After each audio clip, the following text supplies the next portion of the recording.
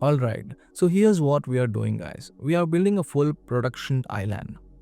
That means different kinds of farms, both auto and semi-auto, all hooked up to a sorting system, and even a proper animal barn to keep it looking alive. And of course, it's not just functionality, we want this island to look amazing too.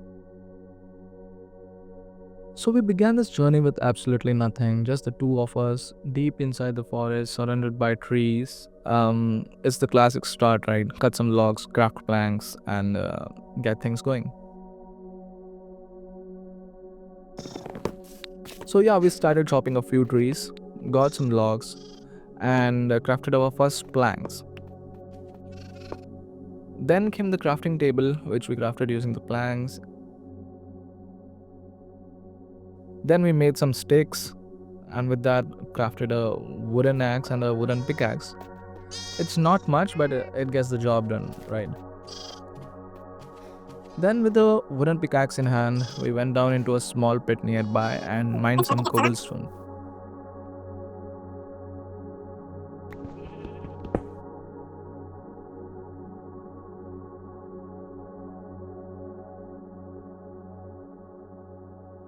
That gave us enough to craft some stone tools, a stone pickaxe, a stone axe, and a sword. Now we were actually ready to survive.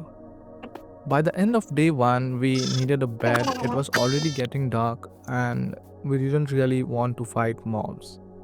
So we went around looking for sheep, and luckily we managed to find some just in time.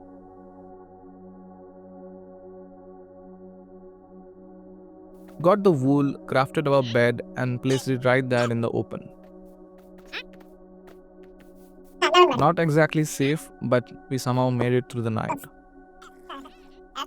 Next morning, we packed up everything, the bed, crafting table, tools, and decided to find a better spot for our base. The forest was too dense, too dark, and not really good for building. We wanted a flat, open area where we could expand easily. So we started heading north, climbing trees, and making our way out of the forest.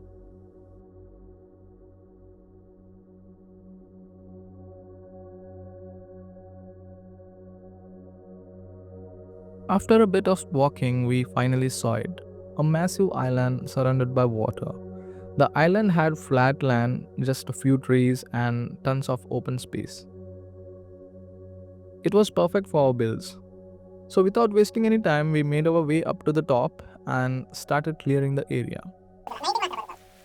It even started raining while we were chopping trees, which actually made it look kind of nice.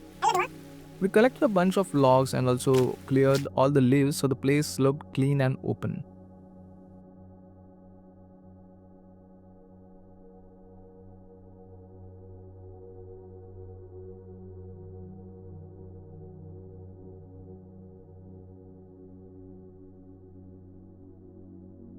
Once we finished clearing, I decided to build a small watchtower. The simplest thing possible, just birch logs stacked about 20 to 30 blocks high with a tiny platform on top. It was the ugliest build which we built on this island, I guess, but it would help us find our island from far away whenever we go exploring. After that, we worked on a small mining area. There was already a cave nearby, so we widened the entrance and placed some torches there. That became our first little mine. With that, our starter setup was done. Tools, a tower, and a way to gather resources. So it was already getting dark again, so we slept for the night, and the next morning, we finally started our first real build.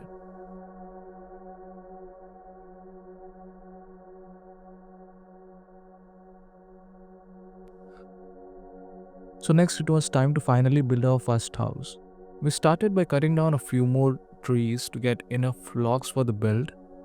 We did not have many resources at this point, so we decided to go with oak logs and oak planks for most of the structure. We began by laying down the foundation pillars using oak logs. By the way guys, this isn't really a tutorial build, so instead of explaining block by block, I'll be showing most of it in time lapse. So if you want detailed tutorials for any of the farms or builds we make on this island, I already have separate videos for each of them. So you can check those videos from the I button as we go.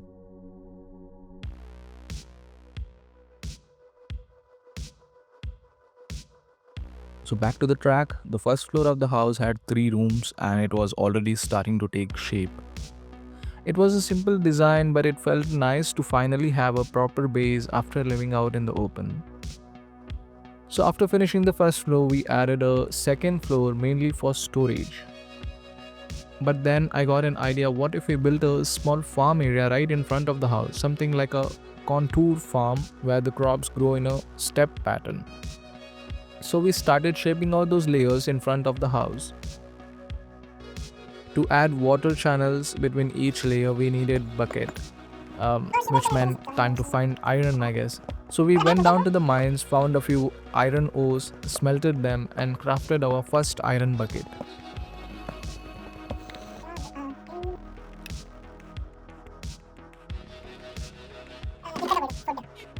Then we started filling water into the farm channels and used trapdoors to trap the water inside the channels. Honestly, the contour layout turned out pretty nice and added a charm to the build.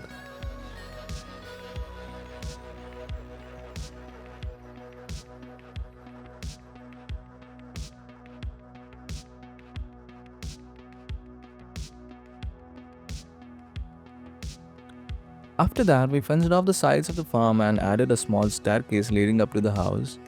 But when I looked at it from the front, the house still felt a bit too boxy. So I decided to extend it on both sides. Added 2 extra rooms, one on the left and one on the right. Used oak logs again for the pillars and oak planks for the walls, keeping the same theme going.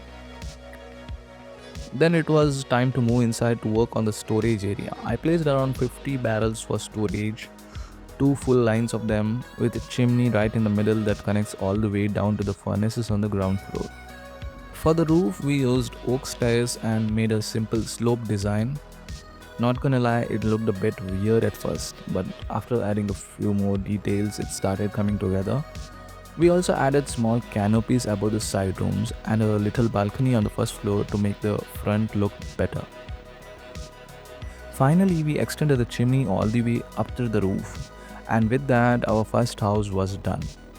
A big starter house that might be temporary but super useful for storage and smelting. It looked huge compared to what we started with, and honestly, it gave us a proper base to work from. So we needed an area for storage as well as a shelter during the night. So this was the perfect base which we could build with the limited resources we had. So after finishing that, we went around clearing out the remaining forest on the island. We needed more space for future builds and also more logs because this house had used almost all of them. So we chopped down the rest of the trees and completely cleared the island. Now for the next build, something that every survival world absolutely needs, an iron farm. This one is super important because iron is used literally everywhere in this project. And again, this isn't a tutorial, it's just a quick showcase of the setup. The full tutorial for this farm is already available on my channel. If you want to build it yourself, click on the I button. So firstly we smelted some stones and got some stone bricks and built a 11 by 11 floating platform 2 blocks high from the ground. Around the edges we added a stone brick boundary and on top of that placed oak slabs so that golems won't spawn on the boundary. Then we added water on the 4 corners, all flowing towards the center.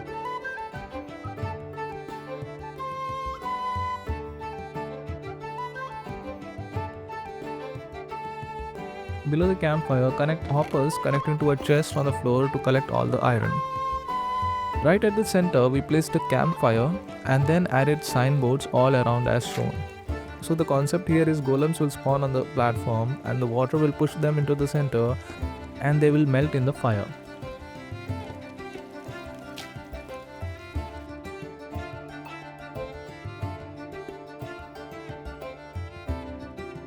Under this platform, we built a villager room, a 9 by 9 area that sits just one block inside the outer boundary.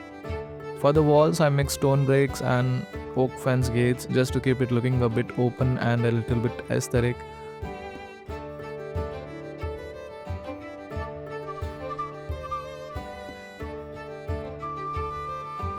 Inside the room, we placed beds and workstations as shown. I used 20 beds and 20 stations for good production. But that number totally depends on how much output you want. Once that was ready, we covered the floor with slabs so that golems don't spawn inside the villager room. And now came the fun part, bringing in the villages. Since we didn't have any villages on the island, we had to bring them all the way from a nearby village. It was quite a journey, I would say. We used boats to move them across land, then across rivers, and finally across the ocean, slowly bringing them back home.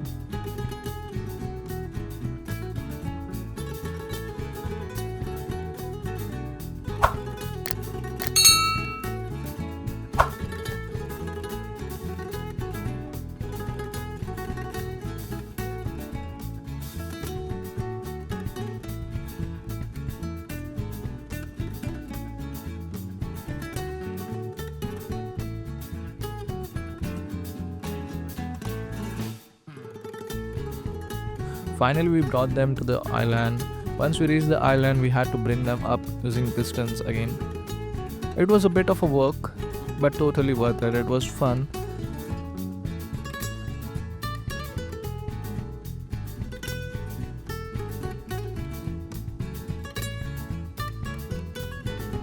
After getting them inside the room, we bred them by giving them food, and soon enough, we had a full group of villagers ready to go.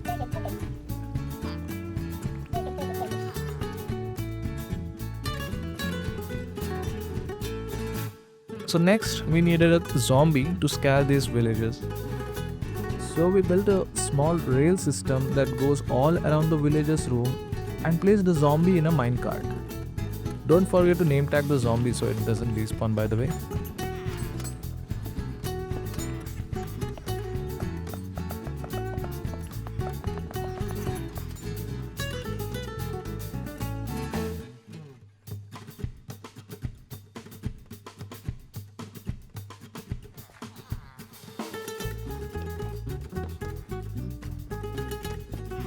We even added a parking spot for the zombie cart. That way, during night time, we can move it away and let the villagers sleep to reset their trades and make them more efficient.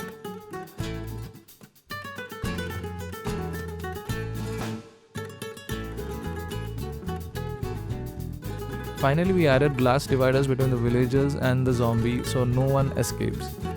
And with that, the iron farm was ready and running perfectly. Honestly, this turned out to be one of the most efficient iron farms I have ever built. And with that, we had our iron farm ready, producing I don't know how many, 300, 400, 500 plus iron per hour. With the infinite iron ready, we moved on to the next build without wasting any time. I jumped on to the sugarcane farm. This one's really simple to build and works perfectly for early automation, and also it is scalable. So yeah, we started by building the base out of smooth stone with a hopper and chest placed at the front to collect all the harvested sugarcane as shown. Then we laid down a rail system running across the border of this platform, used powered rails with redstone blocks on the sides to keep them active. Above this layer, we extended the next layer by 3 blocks using smooth stones. Then added dirt blocks on both sides as shown, and then added water at the center. This is where we will be planting the sugarcane later on. Then for the next layer, we added smooth stones as shown, built up 3 block high walls on the sides. On this layer, we placed pistons facing forward, one for each plant spot.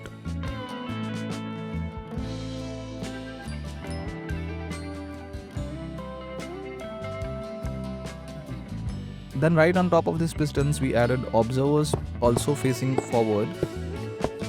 This will detect the sugarcane growth and activate the pistons once the sugarcane height reaches to 3 blocks high. Next, we connected all the observers using redstone dust running along the top. Finally, we covered the whole top layer with smooth stone slabs to keep it neat and mob proof. After that, we planted sugarcane on the dirt blocks and covered the sides and front with glass to see it working. Once the glass was ready, we came below and sent a hopper minecart along the rail system to collect all the harvested sugarcane and send it straight into the chest. And with that, our farm was ready. The best part about this design is that it's fully scalable, both horizontally and vertically. So we actually stacked it up 3 layers high, as you can see, and also we moved the whole setup to the back side of the island as it was very big in structure. Next, I wanted to add something small but really useful, a cactus farm. It's a simple old school design, but it still works perfectly in modern Minecraft. We started with an 11 by 11 water pit with water flowing towards the center from all 4 corners.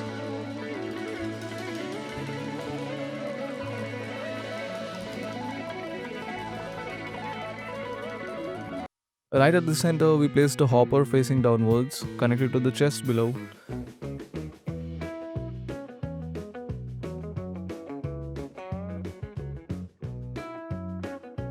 Then I dug out a small room under the farm so we could access this chest easily. Now here we can either connect the hopper directly to the chest if you want cactus, or run it through a composter first. That way you will automatically get a bone meal instead. I decided to go with the composter setup since bone meal is always useful around the base.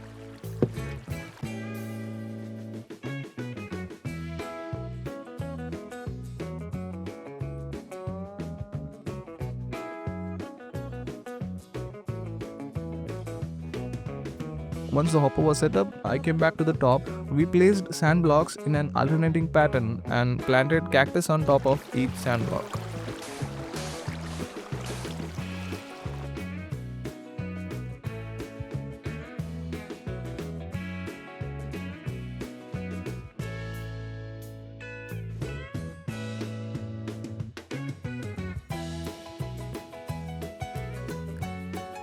Finally, we added floating fences just above them like this. So whenever the cactus grows, it instantly breaks when it touches the fence and falls into the water. The water carries all the cactus straight into the central hopper, and from there it goes to the composter and then to the chest. Super simple, fully automatic, and one of those farms you just build once and forget later on.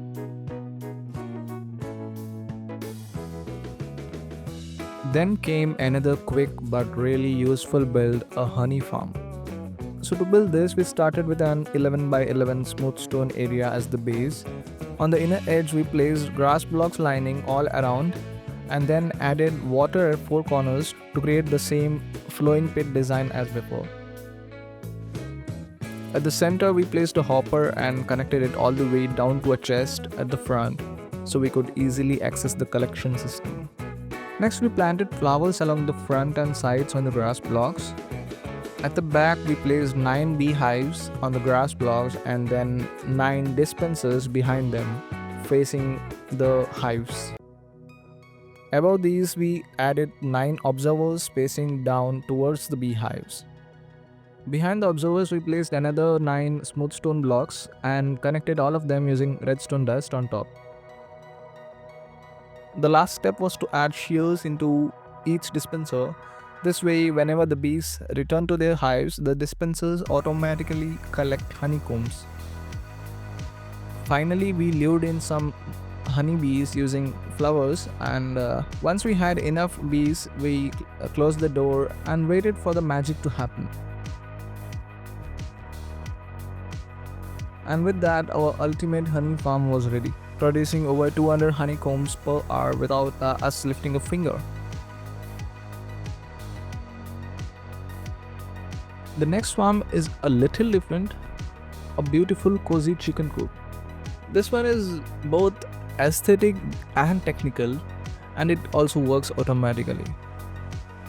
So we started by fencing off a 21 by 21 area, giving the chickens plenty of space to move around.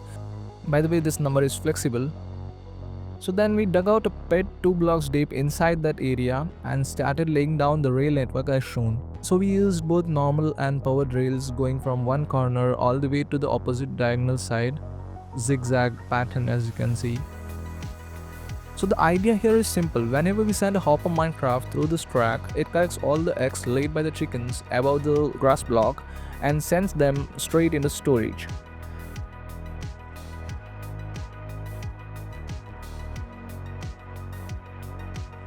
Once the rail system was done, we covered the top layer with grass blocks and then began building the coop right at the center.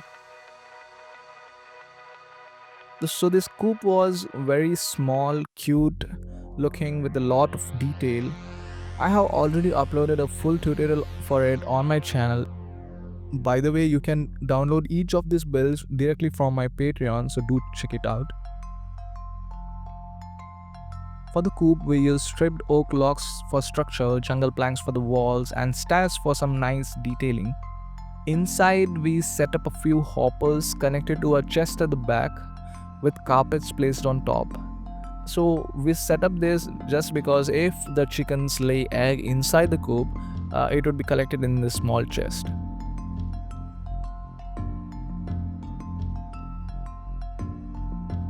Finally, we added slabs for the roof, glow berries for lighting and decoration.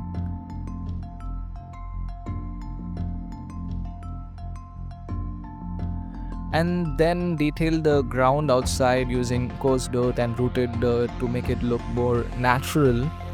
Also added a small water canal, a foot trough on the side, and a few hay bales here and there to complete the look. Finally, we lured in a few chickens using seeds, bred them, and sent in the hopper minecart to start collecting eggs automatically.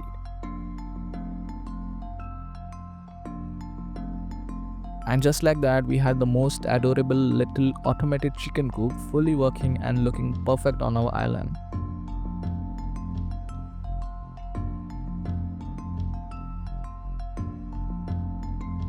Next, it was finally time to say goodbye to our old storage house. The big one we built at the very start. It had served its purpose well, but we needed something smaller and a bit more aesthetic. So we demolished the old house and started building a new one. A cute little home. I won't go too deep into the details here. This part's mostly a quick time lapse. It's a simple L-shaped build with 2 small rooms. We used planks for the floor and terracotta for the walls, keeping it warm and cozy.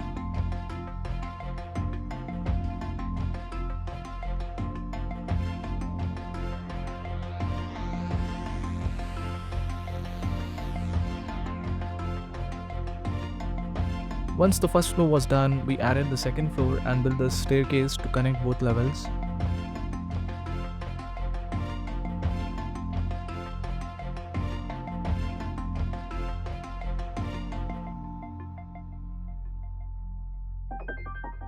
Then came the most time-consuming part, the roof. I wanted to make it a roof garden which took a bit of trial and error to get right, but in the end it blended perfectly with the house.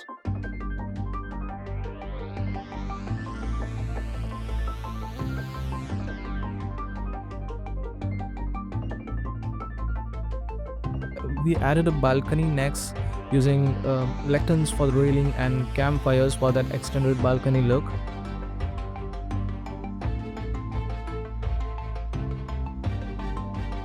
And then we added a small chimney, tinted glass for the windows, trapdoors for detailing, and a few flower pots, and also added carpets inside the rooms, and with that the whole place just came alive.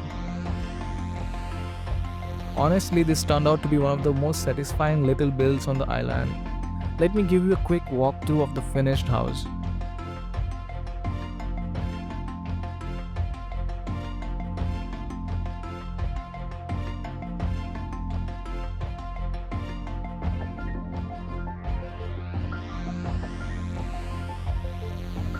And with that done, it's time to move on to the main part of this project, the real heart of the island, the sorting house or the storage house, whatever you call it. Let's jump right into it. So I won't be going into deep into the technical tutorial here. So I already have a full detailed video on this. So make sure you check that out or visit my Patreon to download the complete build. So we started by placing the main pillars for the chest base. I used spruce logs for this and placed a total of 11 pillars on each side, leaving a 10 block wide gap in the center for the main walkway. Behind these pillars, I built a wooden base using oak planks. This is where our chest will sit. Inside each section, we added large chests, a total of 10 large chests stacked on top of each other in every bay. We repeated the same structure for each chest bay.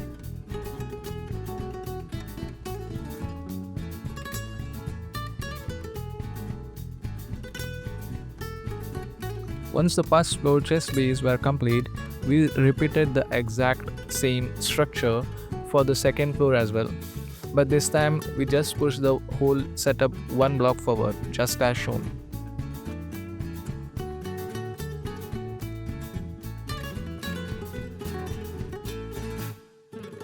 After that, we filled in another entire set of chests, completing the second level of storage. With the chest ready, now came the most important part.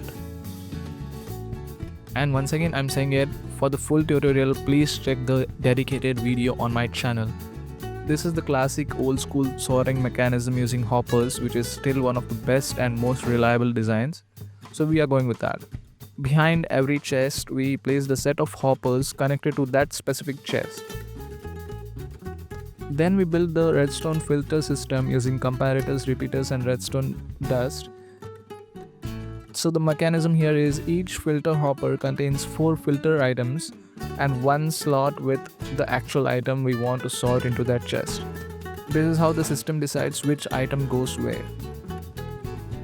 So we repeated this entire redstone and hopper setup behind every single chest bay on both the first and second floors until the complete sorting system was ready.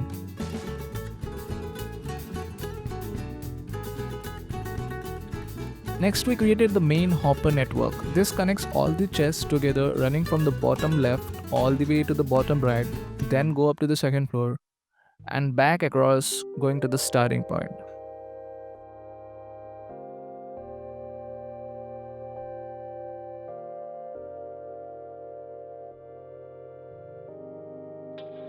So now, since we had the hopper network ready, the hopper mechanism ready and the chest ready, it was time to send the items into the chest. So we built a dropper setup using a dropper and a water column. This dropper pushes all the items into the hopper network, and from there they get sorted automatically into the correct chests. And again, this part is explained in detail in my tutorial video, please check it out.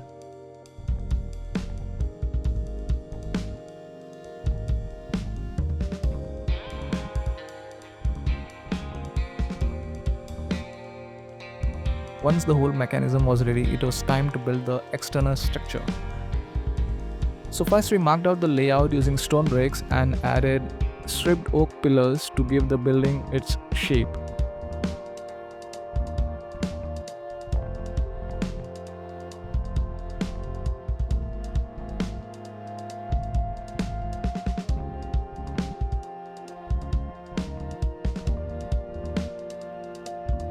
After the pillars were in place, we closed off the roof inside the storage base using a mixture of oak stairs and spruce planks.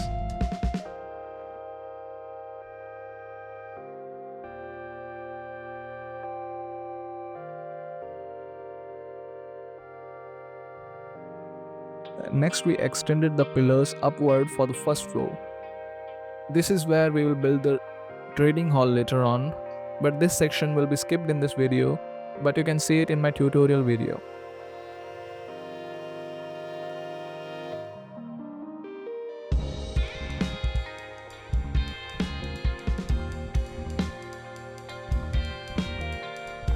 For the outer walls, we used a mix of fences, glass, stone bricks and wood.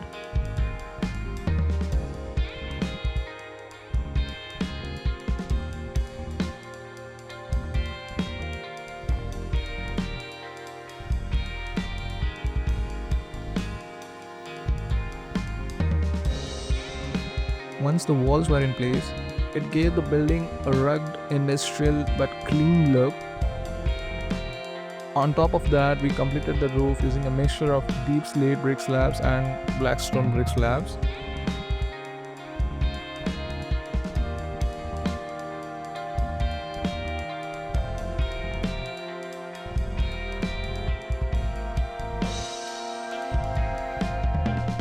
Finally, to finish it off, we added a bit of detailing using trapdoors for windows, lanterns, flower pots, lecterns, and some glowberries at the front.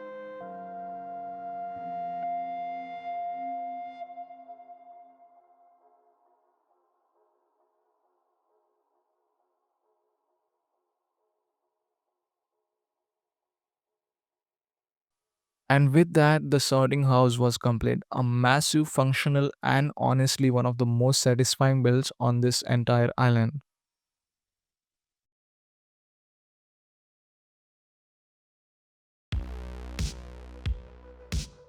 And now we move to the final build of this project, the animal barn. I won't be going into much detail here since the full tutorial video for this barn is already up on my channel, and that's the latest video. So I request you do check it out. But this one something I'm really proud of. The idea was to create a cozy animal barn that also had a fully functional wool farm built right inside it. So we started by building the base and built a big barn structure using bricks, keeping that warm rustic look inside.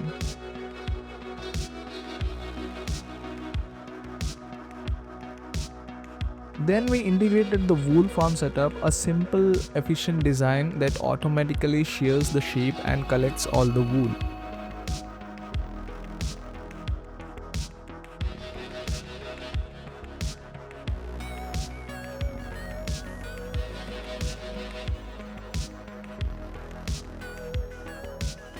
And then around the barn we built pens for pigs and also built stables for cows and horses.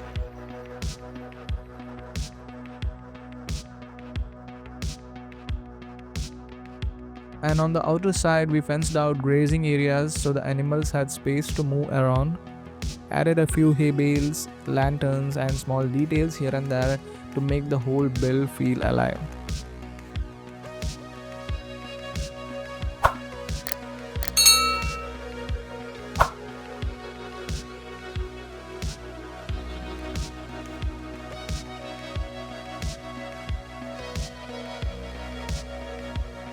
So this barn really brought the island together.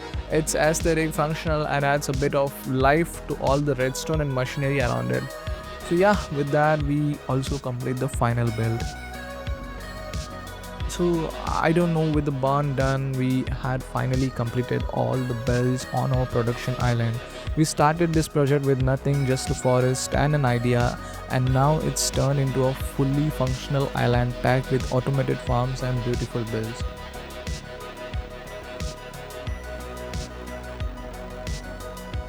So now let's move on to the final things. To complete the island, we added dirt paths connecting every build, every house and every farm to each other.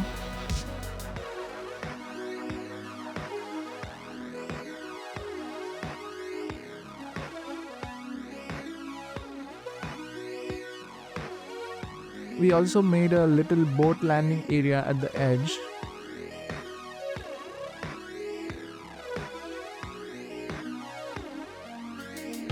Then we planted trees and added some grass patches here and there.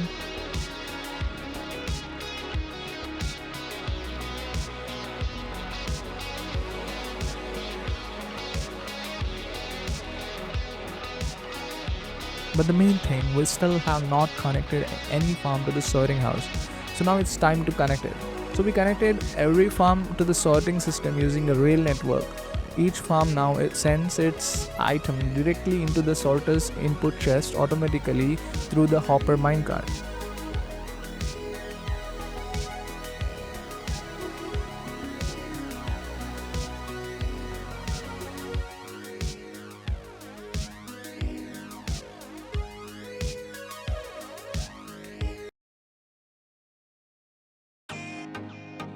So we had around four rail network going across different farms and bringing items directly into the input chest of the sorting house, and our whole concept of production island was complete.